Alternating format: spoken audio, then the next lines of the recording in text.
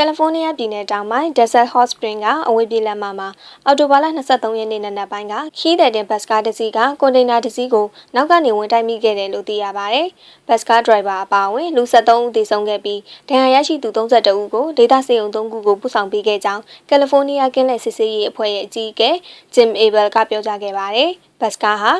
Interstate 10 လမ်းအတိုင်းနောက်ဘက်ကိုသွားနေစဉ် Los Angeles အရှေ့ဘက်မိုင်100အကွာက Plant Spring မြို့အနီးမှာတိုက်မိခဲ့တာဖြစ်တယ်လို့ Jim Abel က Reuters သတင်းဌာနကိုပြောကြားပါတယ်။ဘတ်ကားဟာအရှိန်ပြင်းလွန်းတာကြောင့်ကွန်တိန်နာကိုအနောက်ကဝင်တိုက်မိပြီးနောက်ကွန်တိန်နာထဲကို15ပေခန့်ဝင်ရောက်သွားခဲ့တယ်လို့ Abel ကထပ်လောင်းပြောကြားခဲ့ပါတယ်။ဒဏ်ရာရရှိသူ32ဦးကတော့အသေးစားဒဏ်ရာတွေသာရရှိခဲ့တာကြောင့်ရင်တိုက်မှုဖြစ်ပွားခဲ့တဲ့ဘတ်ကားကိုကယ်လီဖိုးနီးယားဝေးပြေးလမ်းမကင်းလက်စစ်ဆေးရေးအဖွဲ့ကမကြသေးမီကမှစစ်ဆေးထားခဲ့တာဖြစ်ပြီးဆက်ချိုရေးမှုကြောင့်တိုက်မိတာမဟုတ်ကြောင်း Reuters သတင်းမှာဖော်ပြထားပါတယ်။ဒီသတင်းကိုချင်းချမ်းမြေမှာဘာသာပြန်ဆိုထားတာဖြစ်ပြီးတင်ဆက်သူကျမအိခိုင်ဖြိုးပါ။